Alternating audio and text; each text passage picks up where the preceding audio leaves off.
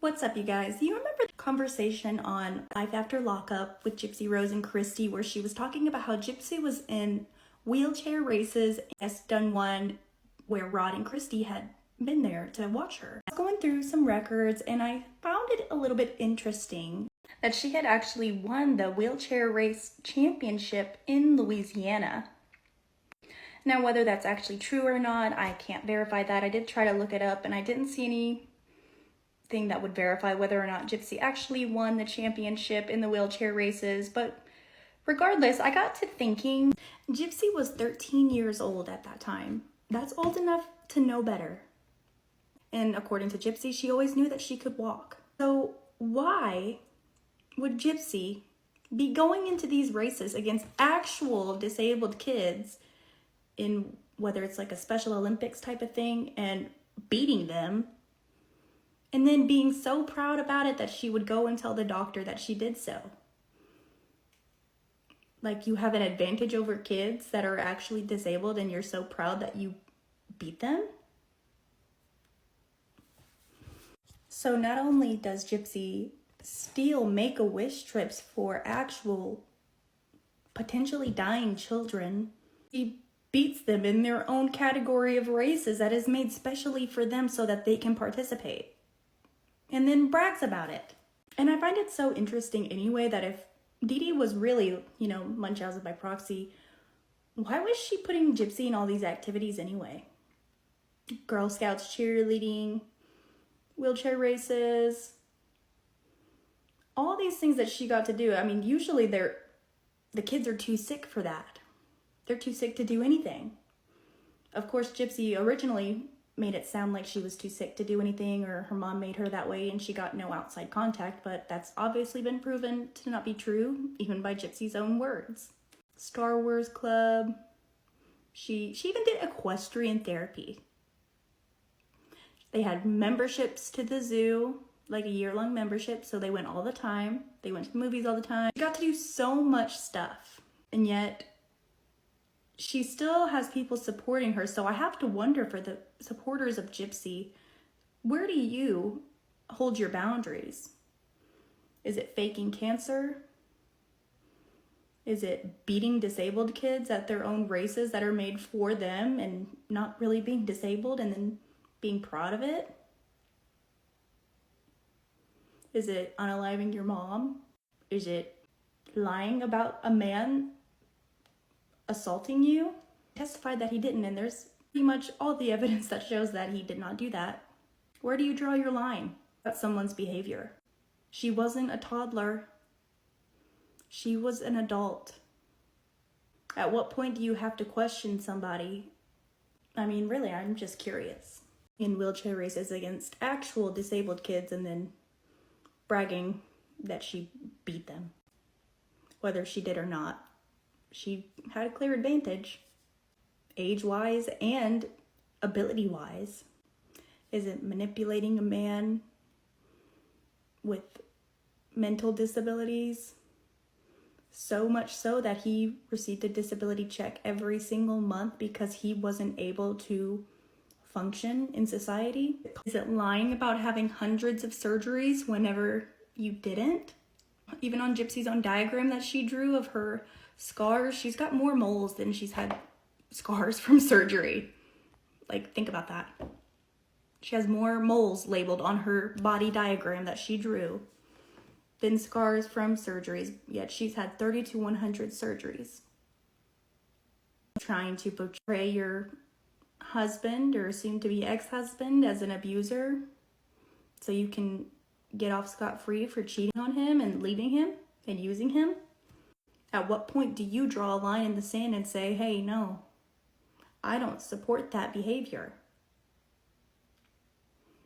Part 2 of Gypsy Rose entering competitions against children, disabled or otherwise, to feed her need for attention. This post is from a Facebook made by Gypsy, 2014.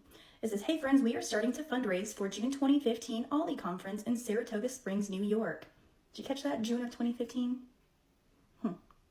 We appreciate all y'all's help for the 2013 conference. We have learned a lot of wonderful, helpful information that will help Gypsy, and we met 2 very knowledgeable doctors, and we hope to attend this important conference June of 2015. Any assistance would be greatly appreciated. Thank y'all so much. Which, if you can tell by the spelling, it was clearly Gypsy that wrote this and not her mom. But the Ollie Conference was actually a place where Gypsy was nominated as 2007's Child of the Year. The foundation announced that Gypsy was receiving the honor in their newsletter, stating that Gypsy Rose Blanchard is a 12-year-old, yet one of her friends says she has wisdom and compassion beyond her years. Of course, Gypsy was actually 15 at the time. The newsletter continued, multiple health issues don't stop Gypsy from encouraging and uplifting others. Before Hurricane Katrina caused Gypsy and her mother to relocate, Gypsy would talk at a university in New Orleans on why we should help and love one another. Gypsy, weren't you just talking at a university? At 8 years old, Gypsy took the allowance she had been saving for a trip to Disney and used it to buy food and blankets for those in need. When she and her mom ended up in need themselves, Gypsy's mom said she never complained. Instead, she would say things are getting better and point out a beautiful flower, saying, "We didn't see that yesterday. How lucky that we can see it today." But her mom did it for herself, huh? And another instance is the zoo picks 2 finalists in contest. Gypsy had entered an art contest for children, I guess, and it was announced in the newspaper in 2006. It says Savannah Brady, 12, from Cedar Creek, and 2nd grader Cheyenne Green from Stratford were finalists in Dickerson Park Zoo's contest to create artwork for Dr. Pepper vending machine covers. The theme, Art Gone Wild. Savannah's art features a dispensing slot in the mouth of an alligator. Cheyenne's art was selected also for a People's Choice Award. Top 5 role artists are Rachel Hawk, 8, Persephone Belk, 6, and Springfield Gypsy Rose Blanchard, 12. So she was actually 15, going on 16 years old, competing against 6-year-olds. And didn't even win. That's so ridiculous to me.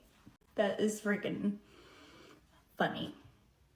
I think she stopped getting attention as the disabled child, and so she needed to kind of do something else because she wasn't getting that attention that she needed.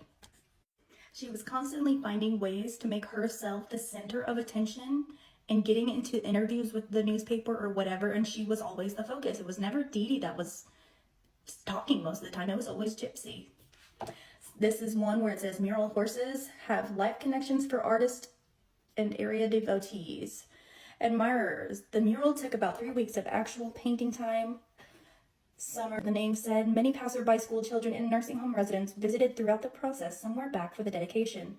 Gypsy Rose Blanchard, who was confined to a wheelchair, is a dedicated horse lover.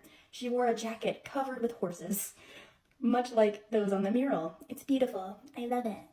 She said, I used to go to equestrian therapy, and I rode a horse named Lady. Her mother, Dee Dee Blanchard, said they visited the mural when it was partly done and came back for the dedication. So Gypsy Rose shows up wearing her horses and in the wheelchair so she could get her attention. That's what it was. It was always about attention and the need to have the focus on her. That's why she entered into so many contests. Dee Dee literally worked her butt off to get Gypsy every single thing that she ever wanted, every experience that she could have ever wanted. Even the house that they had from the Habitat, Dee Dee worked I think 300 hours on that home, physically working for it. I mean, although she didn't technically deserve it, she wanted to have a place for her and Gypsy so that they wouldn't be homeless anymore. It was always about taking care of Gypsy, and Gypsy knew that. That's why she texted Nick and said, you're going to think I'm spoiled by all the name brand clothes in my closet. Everything was for Gypsy. She did everything she could for Gypsy. And yeah, Gypsy did have health issues. That's known. I think Gypsy played on that. Played on her mom worrying about her and her concerns, and then used it to manipulate other people. But I think Dee was just doing what she had to do. I think Gypsy manipulated her mom into thinking that she was worse off. You can tell through the medical records. He never wanted Gypsy to have more surgeries or actual things than necessary. And that's the facts. That's why there's not an attorney on earth that would ever pick up Gypsy's case. Gypsy's doing the same stuff. She's getting rewarded for bad behavior and is the center of attention. And I think she's a danger to her baby. That's probably the real reason why she's not putting her baby on the internet. I'm not saying anything about that either way. Like, honestly, that's good for her, but I think it has more to do with the fact that it could take the attention away from her. And God forbid, who knows what's going to happen when Ken starts paying more attention to his little girl than Gypsy. You think Gypsy was actually entering into all these contests to make herself feel good and look better, even though she was years older than all the children she was competing against? And do you think Gypsy's baby is possibly at risk because she's now going to be in competition over Ken's attention? Let me know in the comments, and don't forget to follow me so you can keep up with my other videos that are coming out. And I will see you guys later. Bye.